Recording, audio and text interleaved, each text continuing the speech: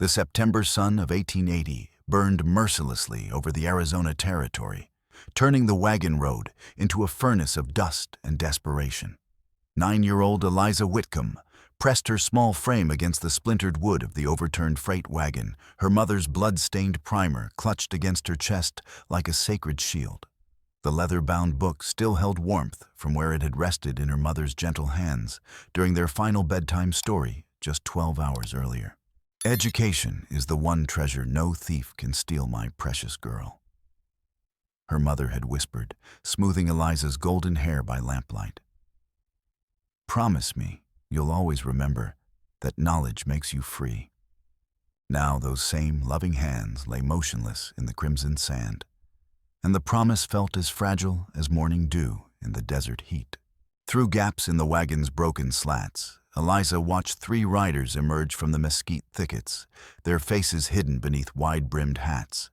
Eagle feathers had been scattered around the massacre site with deliberate carelessness, and war paint smeared the nearby rocks in patterns that looked theatrical rather than authentic. Her father had taught her to read men the way he read clouds for weather, and these men reeked of deception wrapped in violence.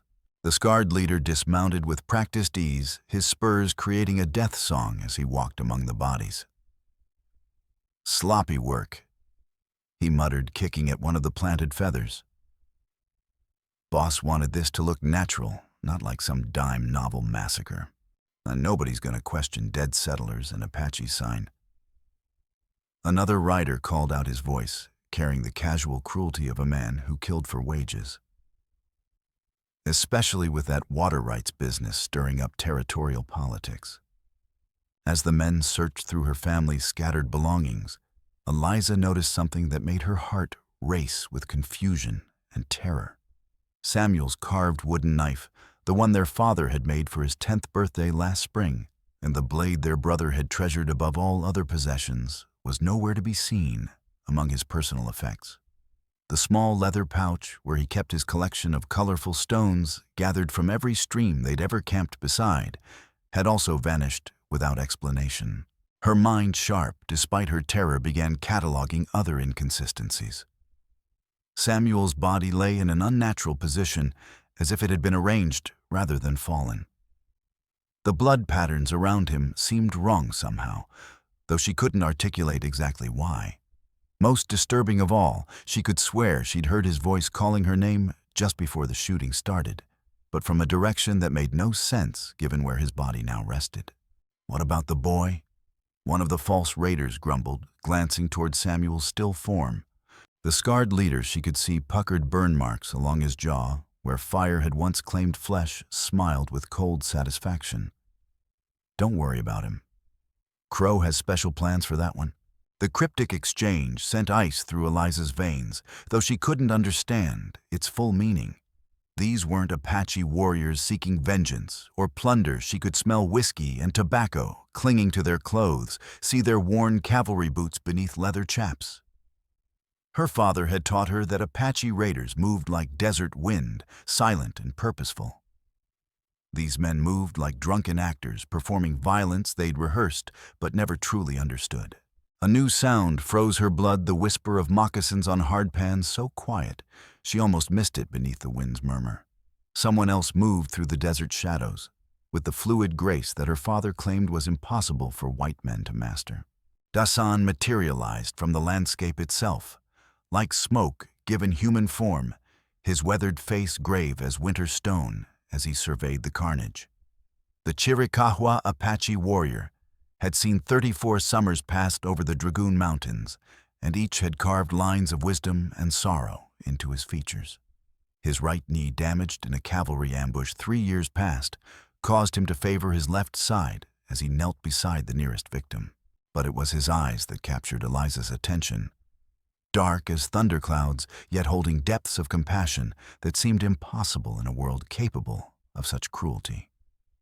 When those eyes found hers through the wagon's shattered wall, she saw something that loosened the iron bands around her chest for the first time since gunfire had shattered her family's mourning peace.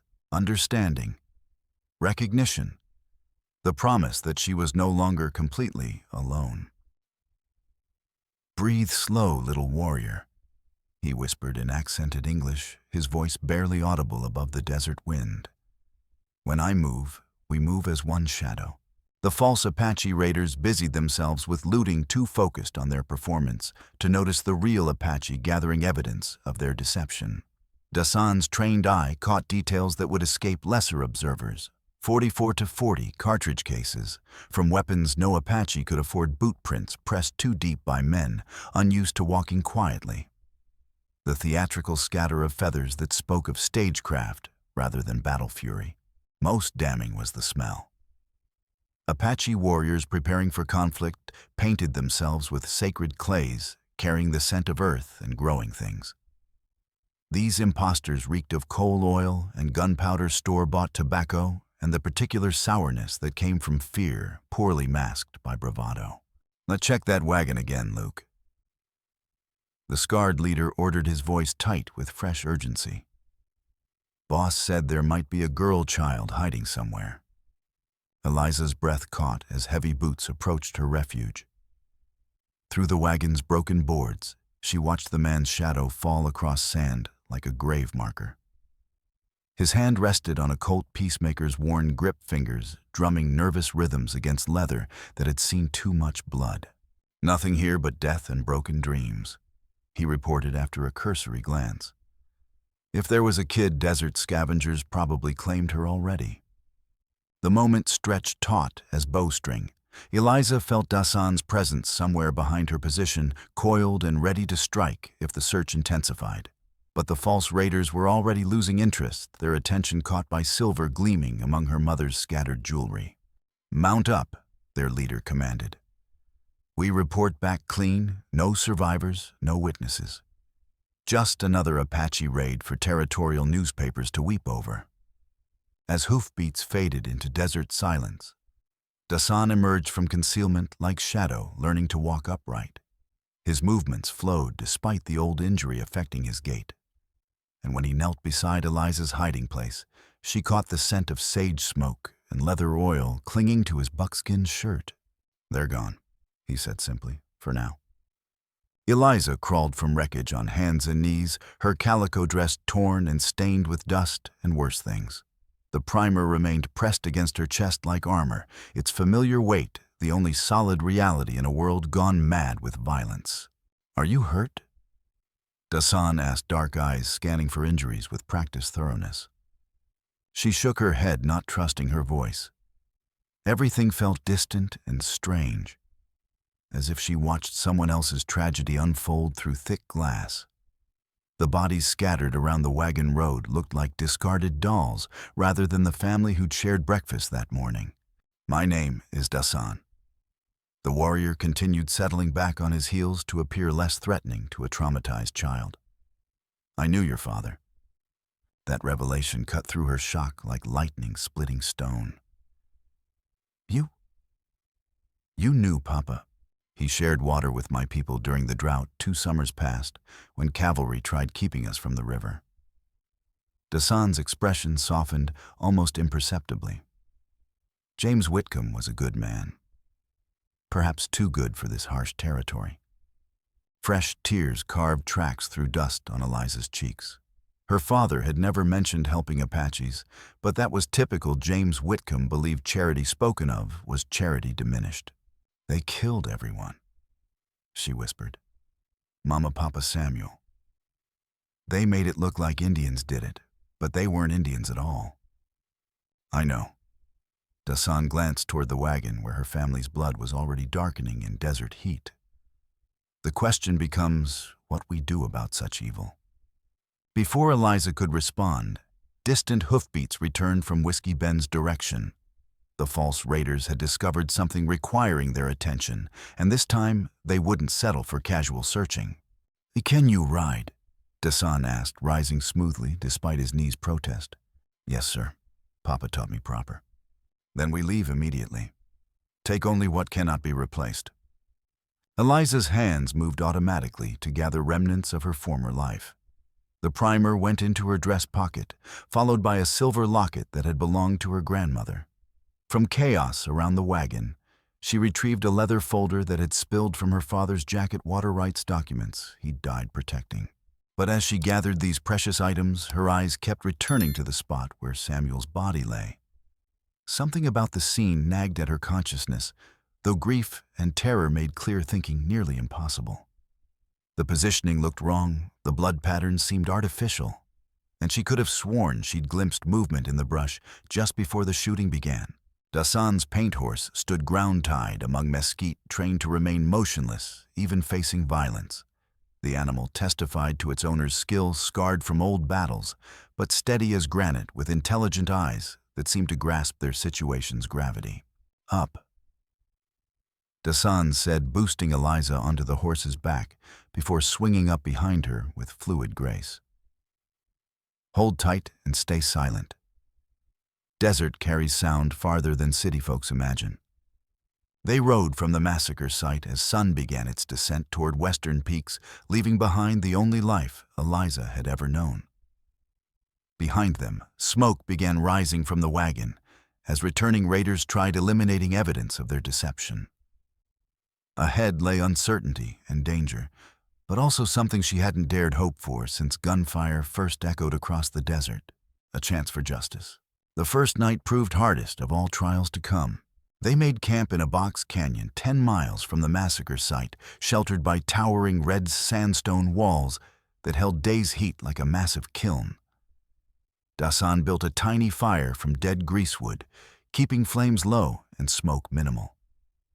Scents of burning wood mixed with desert sage created an oddly comforting atmosphere despite their desperate circumstances. Eliza sat cross-legged beside the fire, her mother's primer open in her lap, as she tried reading by flickering light. Familiar words blurred through tears, but she persisted with stubborn determination her father had always claimed was her greatest strength and weakness equally. "You need not be strong every moment," Dasan said quietly, offering her water he'd purified with boiled herbs. "Grief carries its own wisdom when allowed to flow. Mama said I should never let them see me cry." Eliza replied, voice barely above a whisper. "She said tears were private things meant for darkness and solitude only. Your mother protected you from those who would use sorrow as weakness. But I am not such a person." Dasan settled beside the fire-weathered hands, steady as he prepared simple meal of cornmeal and dried meat. "Among my people, tears shed for the dead honor their memory. Absence of tears brings shame, not their presence." Permission to grieve opened floodgates Eliza had fought to keep closed since first gunshot shattered her family's peace. She wept for parents' unfulfilled dreams, for Samuel's laughter that would never again echo through their cabin, for the future that died with them on that dusty road. Dasan made no attempt offering empty comfort or false promises. Instead, he maintained simple presence, solid and unmoving, as canyon walls around them refugee against chaos consuming her world.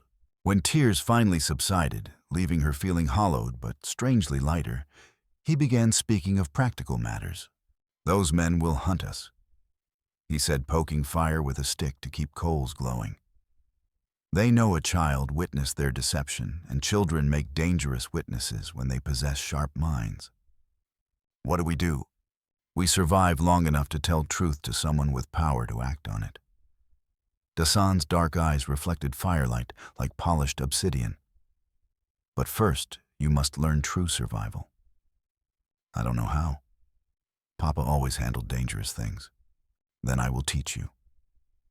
But understand, learning to survive in this land means learning to think like the land itself. Patient when patience serves swift, when swiftness saves, and always, always watchful for signs others miss." Over following days, as they moved carefully through Badlands south of Whiskey Bend, Dasan began Eliza's education in desert survival's harsh realities. He taught her reading subtle signs, revealing water sources, bird flight patterns, rock face color variations, indicating seepage vegetation types, growing only where underground streams ran close to surface. "Water is life," he explained as they rested beside a tiny spring bubbling between granite boulders. In cities, men fight over money and land. In desert, we fight over water. The man controlling water controls everything else. Is that why they killed Papa, because of our water rights? Partly. But men like those who murdered your family don't stop with single killings. They taste blood and grow hungry for more. If we don't stop them, other families will suffer identical fates. Justice, the concept of actively fighting back against evil that destroyed her world, gave Eliza something to focus on beyond mere survival. She threw herself into learning with desperate intensity of someone understanding that knowledge might be her only weapon. Dasan proved patient but demanding teacher. He showed her moving silently across different terrain types, using natural cover to remain invisible, even in open country reading tracks and sign left by animals and humans alike. Most importantly, he taught tactical thinking, always having escape routes planned, never trusting appearances, understanding that in a world where might often made right cleverness and preparation could level impossible odds. But learning proved harder than Eliza expected. Her first attempts at using the child-sized sling he crafted resulted in stones flying everywhere except their intended targets. When practicing stealth movement, she snapped twigs, kicked rocks, and made enough noise to alert every creature within a mile.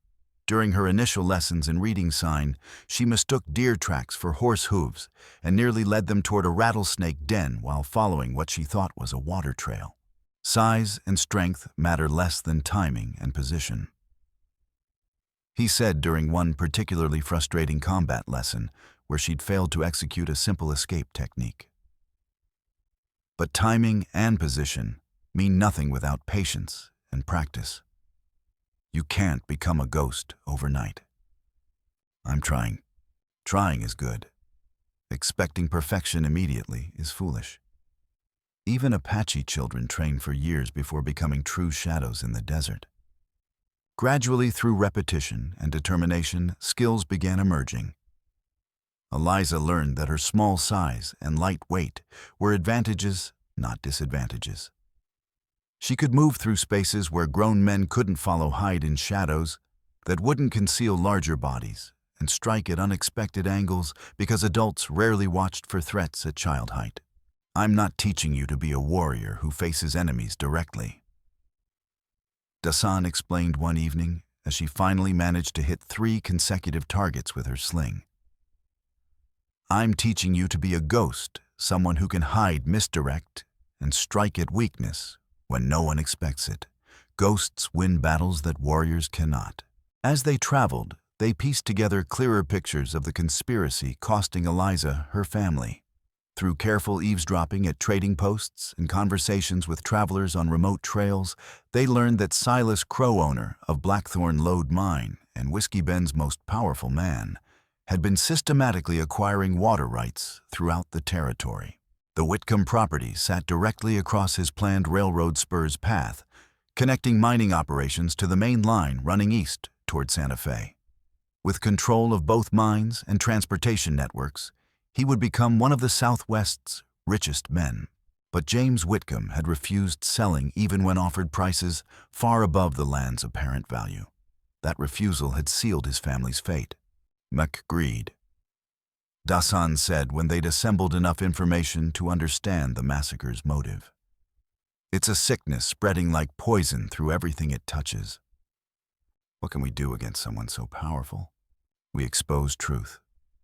But first, we need proof that will convince people who don't want to believe it. The decision to return to the massacre site carried enormous risk, but necessity demanded it.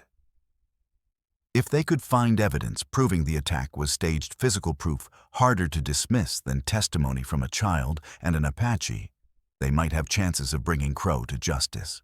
They approached the wagon road from the east, moving through pre-dawn darkness to avoid any watchers Crow might have posted. What they discovered made Eliza's stomach turn violently.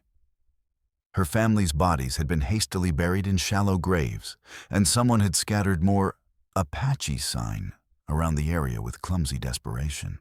But deception was even more obvious in daylight than during the original attack.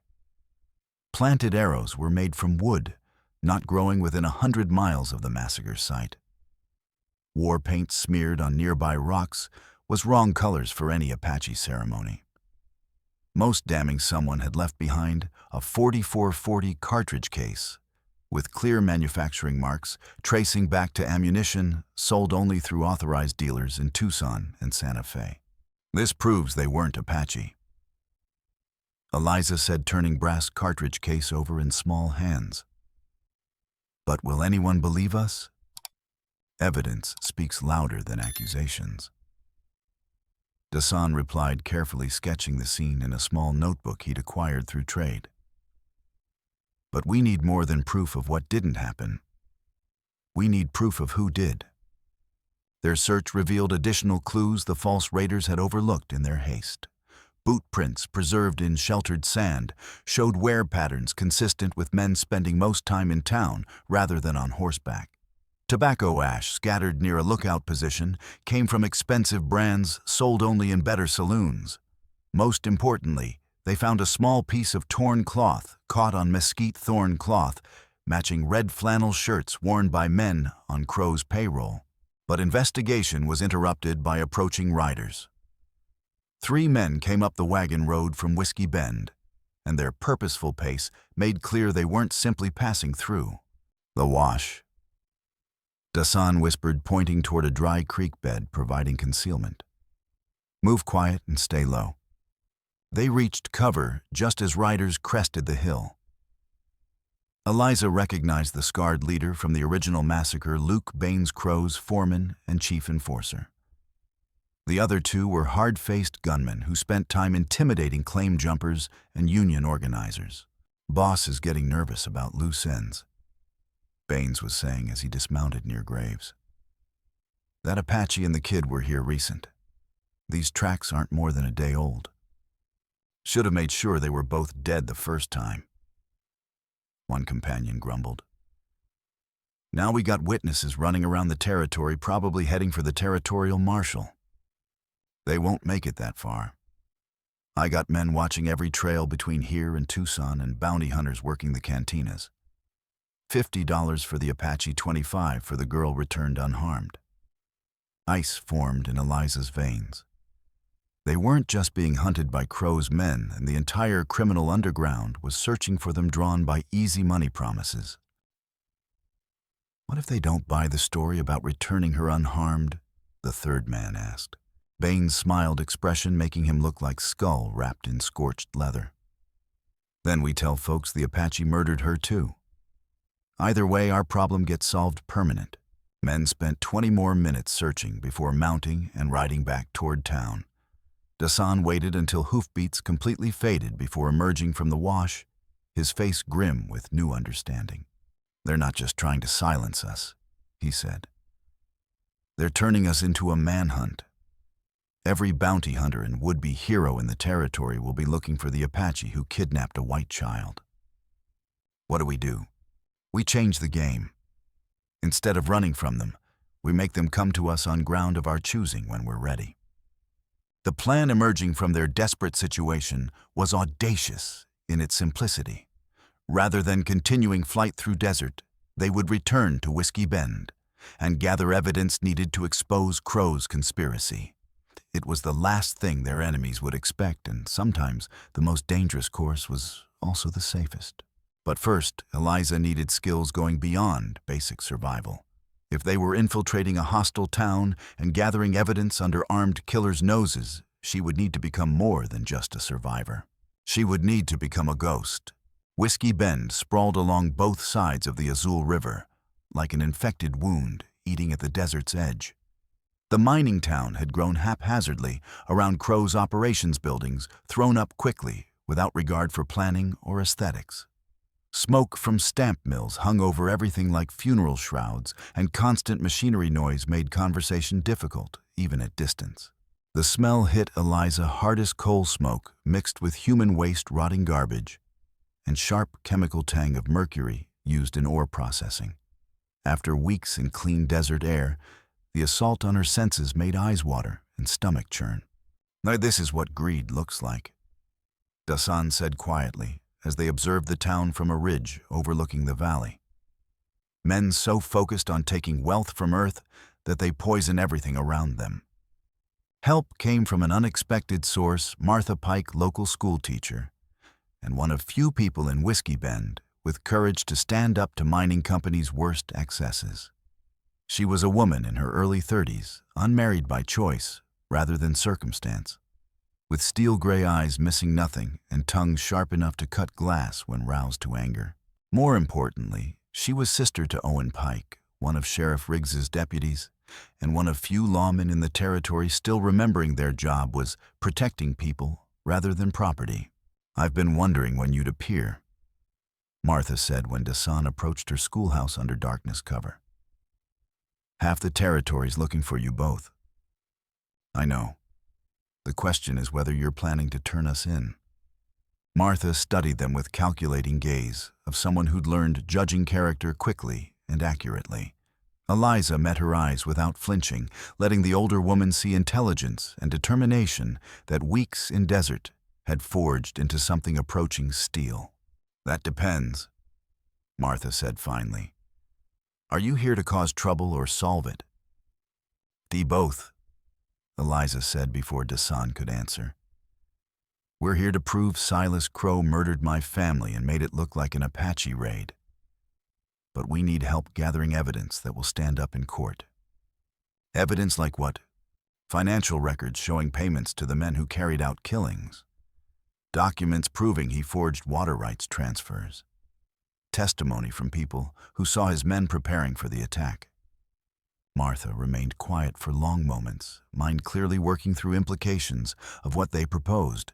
When she finally spoke, her voice carried weight of someone who'd been waiting years for this conversation. "I can hide the girl during daylight hours.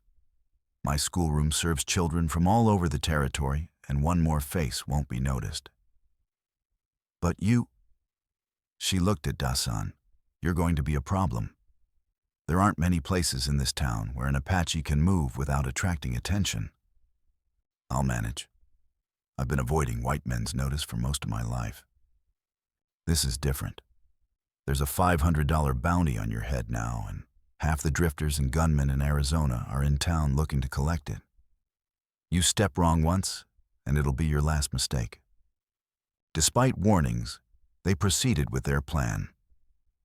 During days, Eliza attended Martha's school blending with other children, while keeping ears open for useful information. Her classmates proved invaluable intelligence sources, as parents often discussed business matters at home with little regard for listening ears. She learned Crow had been meeting regularly with railroad representatives, planning the spur line that would make his fortune. She discovered several other territory families had been approached about selling water rights, and those refusing faced increasing harassment from Apache raiders. Most importantly, she found out Crow kept his most sensitive documents in a safe hidden behind false wall in his office documents, including original water rights deeds and records of payments to hired killers. Meanwhile, Dasan used stealth and observation skills to map Crow's operations from shadows. He identified guard post locations, patrolled timing key personnel habits and weaknesses. He also contacted others in town with reasons to oppose Crow's growing power, Mexican families who'd lost land grants to suspicious legal maneuvers. Apache traders banned from better trading posts, even white settlers beginning to understand their own properties might be next on Crow's acquisition list. But their most valuable ally proved to be Owen Pike himself. The young deputy was caught between conflicting loyalties, duty to uphold law, and growing awareness that law was being used as weapon against innocent people. When Dasan finally approached him during late-night patrol, Owen's first instinct was reaching for his gun. His second instinct, fortunately, was listening. "You're taking a hell of a risk coming to me," Owen said, hand still resting on pistol butt but making no move to draw. "Half the territory thinks you murdered the Whitcomb family. The other half knows better," Dasan replied calmly. "The question is which half you belong to. I belong to the half wanting to see justice done. But justice and survival aren't always the same thing in this territory." "No. Sometimes you have to choose between them. The question is whether you can live with the choice you make. The conversation that followed was one of Owen Pike's life's most important. For the first time, he heard truth about what happened to the Whitcomb family, not the sanitized version appearing in territorial newspapers, but ugly reality of a staged massacre designed to cover land theft and murder. More importantly, he met Eliza herself, seeing in her eyes intelligence and courage no 9-year-old should have needed to develop. Her account of the attack, delivered with precise detail of someone trained to observe and remember, convinced him everything he thought he knew was wrong. "What do you need from me?" he asked finally. "Access to Crow's office," Dasan said, "and someone with legal authority to witness what we find there. That's asking me to commit career suicide. Maybe literal suicide if Crow finds out." "Yes," Eliza said quietly. "It is. But if you don't help us more, families are going to die. And eventually you'll be the one investigating their murders and filing reports you know are lies." Owen Pike stared at her for long moments, seeing in her young face reflection of his own moral struggle. When he finally nodded, it was with weight of a man understanding some decisions couldn't be undone. "All right. But we do this my way, and we do it right. If we're going to destroy Silas Crow, we need evidence that will stand up in federal court." The plan they developed was complex and dangerous, requiring precise timing and considerable luck. During the monthly circuit judge visit, when Crow would be distracted by legal business and his security focused on protecting his public appearance, they would break into his private office and document the contents of his hidden safe. But their plan was complicated by an unexpected development that would change everything about their understanding of the Whitcomb massacre. 3 days before Judge Morrison's scheduled arrival, as Eliza walked home from school through Whiskey Bend's dusty streets, she spotted a familiar figure watching her from shadows beside the general store. The person was trying to remain inconspicuous, but his distinctive way of favoring his left shoulder from an old injury sustained falling out of their barn's loft 2 summers past made him impossible to mistake. It was Samuel Whitcomb, her brother, who was supposed to be dead. Her first instinct was running to him, crying out with joy at discovering at least one family member had survived the massacre. But weeks of survival training had taught her thinking before acting. And something about Samuel's behavior set off warning bells in her mind.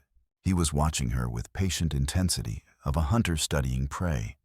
More disturbing, he was dressed in clean clothes and appeared well-fed, hardly the condition she'd expect from someone hiding in desert for weeks after barely escaping murderous attack. Instead of approaching directly, Eliza used stealth skills Dasan had taught her to follow her brother through darkened streets of Whiskey Bend. What she discovered made her stomach twist with betrayal and grief cutting deeper than anything she'd experienced since the night her parents died. "Samuel was meeting with Silas Crow. You said she was dead," she heard her brother say as she crouched beneath the window of Crow's private office. "You promised me that if I helped you get Papa's cooperation with the water rights, no one in the family would be hurt. Plans change, boy," Crow replied with casual cruelty of a man discussing weather. "Your father proved more stubborn than expected, and my associates were forced to improvise. But the result is the same. I have clear title to the property. But they're all dead." Samuel's voice cracked with emotion that seemed genuine. "Mama, Papa, they trusted me when I said you just wanted to talk business. Your mother was dying anyway," Crow said dismissively. "That consumption she'd been hiding from your father would have killed her within months. I saved her from a lingering, painful death." Eliza pressed her hand against her mouth to keep from crying out. Her mother had been sick. She'd hidden it so well that none of them had suspected anything serious. "You said you'd use the money to get her proper medical treatment in San Francisco." Samuel continued, voice breaking. "You said if I could just convince Papa to meet with you privately away from the house, you'd make him an offer he couldn't refuse. You never said anything about killing them." "I said I'd solve your family's problems permanently." The method was my choice to make. Now Eliza began understanding the true horror of what had happened. Samuel hadn't betrayed their family for greed or spite. He'd been deceived by Crow into thinking he was helping save their mother's life. The guilt and anguish in his voice made clear he'd never intended for anyone to die. "The girl is still alive," Samuel said quietly. "And she's with that Apache. They're going to expose what really happened. Let them try. Who's going to believe a traumatized child and a savage over the word of respected businessmen?"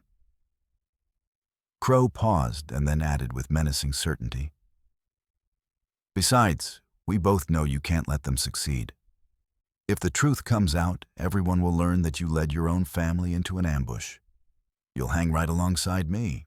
Eliza slipped away from the window with her mind reeling from revelations. Samuel was alive, but he was trapped by his own unwitting participation in their family's murder. Crow was using that guilt to ensure his continued cooperation, making her brother complicit in covering up the very crime he'd been tricked into enabling. But even as her heart broke with understanding Samuel's impossible situation, her tactical mind was working furiously to process implications. If her brother was alive and reporting to Crow, it meant their enemies knew far more about her activities than she'd realized. Her presence in Whiskey Bend, her alliance with Martha Pike and Owen, even their plans to raid Crow's safe, all of it might be compromised. She ran through darkened streets toward the abandoned building where Dasan was waiting. But even as she moved, she could feel eyes watching from shadows. The sensation of being hunted made her skin crawl with primitive fear, but she forced herself to think rationally rather than panic. When she reached their meeting place, she found it empty with signs of struggle that made her blood turn cold. Overturned furniture, scattered belongings, and drops of blood on wooden floor told a story she didn't want to accept. Dasan had been taken, and she was alone in hostile town with enemies who now knew her every move. Soft footsteps behind her made her spin around sling already in hand, with stone ready to fly. But the figure in the doorway wasn't one of Crow's killers. It was Martha Pike, her face grim with terrible news. "They have him," she said without preamble. "Baines and 6 men took him about an hour ago. Word is they're holding him in the old mine shaft up Devil's Canyon. Is he alive? For now. Crow wants to make an example of him, public execution tomorrow at noon with the whole town watching. He's calling it justice for the Whitcomb murders." Eliza felt the world tilt beneath her feet. Everything they'd worked for, all evidence they'd gathered, all plans they'd made, none would matter if Dasan died before they could expose the truth. "We have to save him. Martha's eyebrows rose. "Child, I admire your courage, but this isn't a schoolyard disagreement. These are professional killers we're discussing." "Then we need professional help." Help came from an unexpected alliance between people who'd never before worked together. Mexican families who'd lost lands to Crow's schemes, Apache traders banned from better establishments, white settlers beginning to understand their own properties might be next, and even some of Crow's own workers who'd grown sick of his brutal methods. Owen Pike proved key to bringing them together. His badge gave him credibility with white settlers, his reputation for fairness had earned respect among Mexican families, and his willingness to treat Apache traders as human beings had built bridges most lawmen never attempted constructing. "This is bigger than just saving one man," he told the group gathering in Martha's schoolhouse after midnight. "Crow's been systematically destroying anyone standing in his way, and if we don't stop him now, we'll all be dead or driven out within a year." "What are you proposing?" asked Don Rafael Ortega, a Mexican rancher whose family had held territorial land grants for 3 generations before Crow's lawyers found ways to invalidate them. "A coordinated attack on multiple targets," Owen replied, spreading hand-drawn map across Martha's desk. "We hit his mine operation, his office, and his private residence simultaneously. Create enough chaos to cover rescue operation while gathering evidence we need to destroy him legally. It was an ambitious plan requiring splitting limited forces and depending on precise timing. But it was also their only chance to save Dasan and expose conspiracy that had already cost so many lives. Eliza insisted on being part of the team rescuing Dasan from Devil's Canyon. Despite her youth and size, she was the only one among them trained in stealth and infiltration by the Apache warrior himself. More importantly, she was the only one who could identify and retrieve specific documents needed to prove Crow's guilt in court. "I won't be left behind," she told Owen when he tried assigning her to support role. "Dasan risked his life to save me, and I won't abandon him now. You're 9 years old. I'm the only witness to my family's murder who's still alive. That makes me the most important person in this fight, regardless of age." Owen studied her for long moments, seeing in her young face same determination that had driven her father to refuse Crow's buyout offers. When he finally nodded, it was with understanding that some battles couldn't be won without accepting unacceptable risks. "All right. But you follow my orders exactly, and if I tell you to run, you run. No heroics, no last-minute rescue attempts." "Agreed." "Agreed."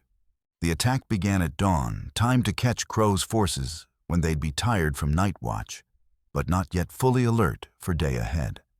Don Rafael's men hit mine operation first, using dynamite to collapse several shafts and create distraction, drawing most guards away from other targets.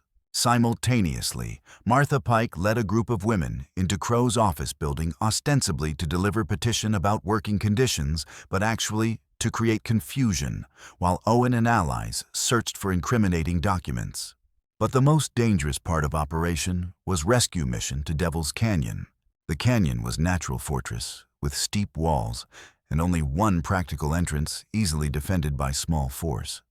Crow had chosen location well, even if someone attempted rescue terrain favored defenders so heavily that success seemed impossible. But Dasan had taught Eliza thinking like land itself, and land held secrets white men rarely noticed.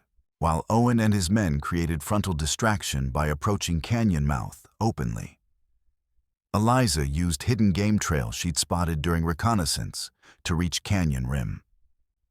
From there, she could see mine shaft, where Dasan was being held vertical opening in canyon floor, dropping into darkness.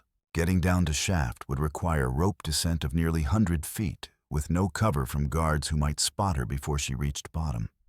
But she'd spent weeks learning to move silently and invisibly, and pre-dawn darkness was her ally. The rope was part of mining equipment abandoned when shaft played out. It was old and frayed in places, but seemed capable of holding her weight as she prepared for descent into unknown darkness. Halfway down, disaster nearly struck. A patrol of Baines's men chose that moment to walk directly beneath her position, and their torches casting dancing shadows on canyon walls. Eliza froze against the rope, hanging motionless in space, while praying they wouldn't look up. "Boss wants extra security until that Apache's dealt with." One guard said, his voice echoing off stone walls. "Word is his friends might try something stupid." "Let 'em come," another replied with confidence born of superior numbers. "We got this place locked up tighter than a bank vault." They stood directly below her for what felt like hours, but was probably only minutes, discussing guard rotations and complaining about working conditions. Eliza's arms burned from holding position without movement, and she could feel sweat making her grip on rope dangerously slippery. Finally, mercifully, they moved on to complete their patrol. Eliza waited until their voices faded completely before continuing descent, every muscle in her small body screaming protest.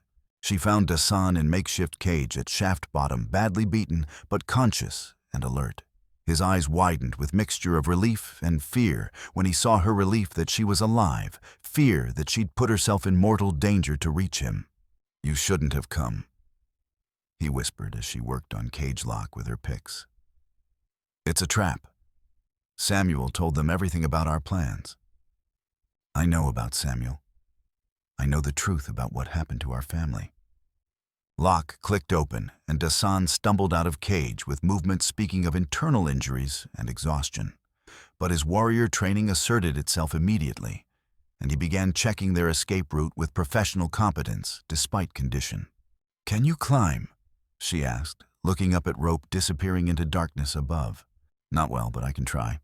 Getting back up rope with injured companion proved most difficult thing Eliza had ever attempted. Dasan's weight threatened to tear frayed line, and his labored breathing echoed off shaft walls loud enough to alert nearby guards.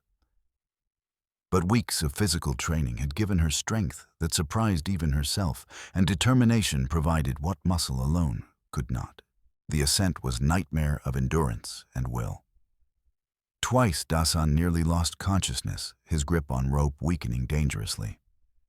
Each time Eliza had to use techniques he'd taught her to secure him temporarily while she adjusted their position. Her small hands were soon bloody from rope burn, but she refused to stop or slow their progress. They reached canyon rim just as sound of gunfire erupted from canyon entrance. Owen's distraction had turned into genuine firefight, with bullets whining off rock walls and muzzle flashes lighting pre-dawn darkness like deadly fireflies. "Can you ride?" Eliza asked, helping Dasan toward horses they'd hidden among rocks. "I'll have to." The ride back to Whiskey Bend was nightmare of endurance and determination. Dasan swayed in saddle with each step his horse took face, gray with pain and exhaustion. But he refused to stop or slow down, understanding their enemies would pursue them as soon as full extent of night's operations became clear. They reached Schoolhouse just as sun crested eastern mountains, painting town in shades of gold and crimson that reminded Eliza uncomfortably of blood. Martha was waiting with news both encouraging and terrifying. "We got some of the documents," she said, holding up leather portfolio containing partial proof of Crow's crimes. Bank records showing payments to known killers, some correspondence with railroad officials. But Crow escaped with most of the evidence when the shooting started. "What's the bad news? He knows we have what we do, and he's called in every gunfighter and bounty hunter in territory to get it back. Plus," Martha hesitated, clearly reluctant to continue. "Plus what? Your brother showed up at the office building during raid. He helped Crow escape with most damaging documents. Owen's men tried to stop them, but Samuel knew every back way out of that building." Eliza closed her eyes, understanding that Samuel's guilt over their family's death had finally driven him to choose Crow's side completely. Her brother was now actively working against any chance of justice for their parents' murder. As if to emphasize Martha's words, sound of approaching hoofbeats filled morning air. Through schoolhouse windows, they could see armed men taking positions around building, weapons ready, and faces grim with professional purpose. "How many?" Dasan asked, struggling to his feet despite injuries. 20, maybe 25. Owen Pike appeared in doorway, deputy badge glinting in morning light. All professionals, all willing to kill anyone getting between them and that portfolio. But before Eliza could despair completely, Owen continued with information that changed everything. The cop, however, were not as helpless as they think. "During the raid, we captured one of Crow's men alive. Under pressure, he revealed that Baines isn't just after our evidence. His real target is Judge Morrison himself. They plan to kill the judge and blame it on Apache raiders just like they did with your family." Eliza's mind raced with implications. Where's the judge now? Hotel under guard. But if Baines gets to him... Owen didn't need to finish. Without Judge Morrison alive to hear evidence, Crow's conspiracy would remain buried forever. "Then we don't wait for them to come to us," Eliza said with sudden clarity. "We go to them first."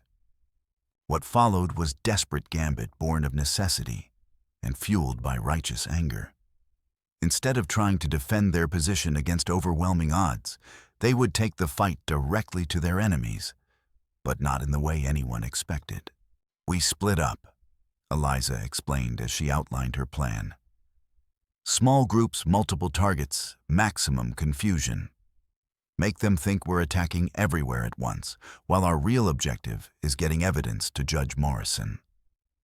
That's suicide, Martha protested. There are too many of them. Not if we're smart about it. They expect us to act like desperate people making desperate choices. Instead, we act like what Dasan taught me to be ghosts, striking from unexpected directions. The plan that emerged was audacious in scope and terrifying in its reliance on precise timing. While Owen led a frontal assault on Crow's main compound to draw attention, Martha would create diversions throughout town, using her network of sympathetic citizens. Meanwhile, Eliza would use skills Dasan had taught her to infiltrate a hotel where Judge Morrison was staying, carrying with her the evidence needed to expose conspiracy. But just as they prepared to leave schoolhouse, unexpected visitor arrived, who would complicate everything. Samuel Whitcomb stood in doorway, his clothes disheveled and face streaked with tears. In his hands, he carried leather satchel bulging with documents. "I'm sorry," he said, voice breaking with emotion. "I'm so sorry for everything. But I can't let any more people die because of my mistakes." "Samuel!" Eliza stared at her brother in shock. How did you? "I stole these from Crow's safe before escaping the office building," he said, setting satchel on Martha's desk. "Everything's here, all the evidence you need to prove what really happened to our family." "Why?" she asked simply. "Why help us now?" Samuel's answer came in broken whispers as he explained the full truth of his involvement in their family's tragedy. Crow had approached him months before the massacre, claiming their mother was dying of consumption that she'd been hiding from the family. The mine owner had promised that if Samuel could arrange a private meeting between Crow and their father, he'd provide money for expensive medical treatment in San Francisco. "I thought I was saving Mama's life," Samuel said through tears. "Crow showed me doctor's reports, told me she had maybe 6 months without proper treatment. He said Papa was too proud to accept help, but if I could get them to meet privately, he'd make an offer Papa couldn't refuse." "Oh, but you led them into ambush," Dasan said quietly, though without accusation in his voice. "I led Papa to what I thought was going to be business meeting. I never saw the gunmen until it was too late.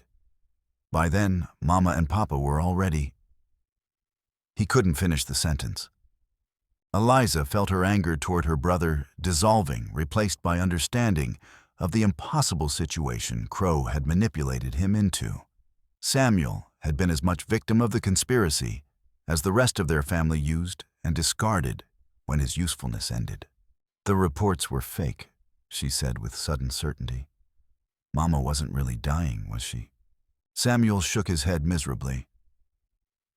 "I figured that out later when I demanded to see the doctor who'd supposedly examined her. Crow had forged everything, used my love for our family against me." Before anyone could respond to this revelation, sound of splintering wood announced that their enemies had grown tired of waiting. Luke Baines kicked in schoolhouse door, flanked by 6 heavily armed men with weapons drawn and murder in their eyes. "Well, well," Baines said with savage satisfaction. "Look what we have here, the whole treasonous family reunion." His scarred face twisted with cruel pleasure as he surveyed the room's occupants. "Crow sends his regards along with instructions to clean up this mess permanently." "You're too late," Owen said, hand moving toward his pistol. "Evidence is already in Judge Morrison's hands." Baines laughed, sound like breaking glass. "Judge Morrison had an unfortunate accident about an hour ago. Seems he was attacked by Apache raiders on his way to courthouse. Terrible tragedy, really." Eliza felt bottom drop out of her world. Without Judge alive to hear evidence, all their sacrifices had been meaningless. Crow would escape justice, and their family's murder would remain unpunished. But Dasan, despite his injuries, wasn't ready to surrender. "The evidence still exists. Other judges will come." "Not if there's no evidence to show them," Baines replied, gesturing toward the satchel of documents. Amazing how completely paper burns, isn't it? What followed happened with lightning speed, born of desperation and training. As Baines reached for satchel, Eliza's sling appeared in her hand, with Stone already seated. Her weeks of practice paid off, and the stone flew true, striking the gunman beside Baines in temple, and dropping him instantly. Simultaneously, Dasan launched himself at Baines, despite his injuries, using momentum and surprise to overcome physical disadvantage. Owen drew his pistol and began firing at remaining gunmen, while Martha overturned desks to create cover. But Samuel made the most crucial contribution to battle. As bullets flew and men cursed, he grabbed satchel of evidence and fought his way toward schoolhouse window. A gunman's bullet caught him in shoulder, spinning him around, but he maintained grip on precious documents. "Eliza," he shouted, tossing satchel toward her. "Get these to federal marshals in Tucson. Don't let our family's death be meaningless." Another bullet found Samuel, this one in chest, dropping him to floor, with blood spreading across his shirt. But his sacrifice had given others chance they needed. Eliza caught satchel and dove through window Martha had opened, rolling to her feet outside, with evidence intact. Behind her, gunfight continued with desperate intensity. But she couldn't afford to look back. Samuel's sacrifice would only matter if she could get evidence to authorities capable of acting on it. Running through Whiskey Bend's chaotic streets, she could see smoke rising from multiple fires throughout town. Owen's diversionary attacks had succeeded in creating massive confusion, with Crow's men scattered, trying to respond to threats from all directions. But as she neared edge of town, where horses waited, familiar voice called out from shadows. "Going somewhere, little sister?" She turned to find Luke Baines emerging from alley, his scarred face streaked with blood, but his gun still steady in his hand. He'd escaped schoolhouse battle and now stood between her and freedom. "Your brother's dead," he said with casual cruelty. "Died trying to be hero. Stupid boy never understood that heroes don't win in the real world." "Samuel wasn't stupid," Eliza replied, backing slowly toward building behind her. "He was trying to make up for being fooled by evil men." "Evil?" Baines laughed. "I'm not evil, girl. I'm practical. Crow pays well, and money's the only thing that matters in this territory." "You're wrong. Some things matter more than money. Like what justice, honor, your precious family." His voice turned mocking. "Look where all that got them, dead in the dirt, forgotten by everyone except a traumatized little girl." But as Baines raised his pistol for final shot, Eliza put Dasan's training to ultimate test. Instead of cowering or running, she became the ghost her teacher had taught her to be. In one fluid motion, she stepped sideways into building's shadow, drew her sling, and sent stone flying with all accuracy weeks of practice had developed. The stone caught Baines in wrist, making him drop pistol with curse of pain and surprise.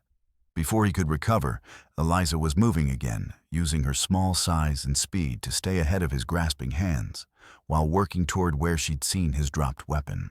But Baines was an experienced fighter, and despite wounded wrist, he managed to corner her against building wall. His good hand closed around her throat, squeezing with intent to kill. "Should have minded your own business, little girl," he snarled. "Now you'll join your family in whatever hell awaits murderers and their offspring." Eliza's vision began darkening as his grip tightened. But just as consciousness started fading, gunshot echoed through alley. Baines jerked his grip, loosening, and then collapsed to ground, with spreading red stain across his back.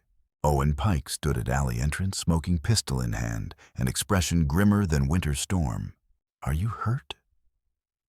he asked, kneeling beside her as she gasped for breath. I'm all right," she managed. "The evidence still safe." He confirmed, checking satchel she'd managed to protect throughout struggle. "And I have more good news. Judge Morrison isn't dead after all. Crow's men tried to ambush him, but federal marshals arrived just in time. He's alive, he's angry, and he's ready to hear everything we have to tell him." The trial of Silas Crow and his remaining conspirators became one of territorial Arizona's most significant legal proceedings. Evidence Samuel had died protecting proved comprehensive enough to not only convict principal conspirators, but launch investigations reaching into every corner of territorial corruption. Crow himself was sentenced to hang, though he died in custody before a sentence could be carried out. Some said from poison, others claimed his heart simply gave out under weight of his crimes. Luke Baines was already dead, killed in the schoolhouse gunfight that had cost Samuel his life. But perhaps most importantly, the water rights that had cost Whitcomb family their lives were restored to their rightful owners, including several Apache bands, and Mexican families systematically cheated out of traditional territories. In months following trial, changes rippled throughout Arizona territory, with thoroughness that surprised everyone involved. Martha Pike's integrated school became model for other communities, proving children from different backgrounds could learn together without social chaos segregationists predicted. Owen Pike was elected sheriff in landslide vote, his courage during crisis, earning respect from all honest citizens, regardless of ethnicity. The alliance formed to fight Crow's conspiracy didn't dissolve when immediate threat ended.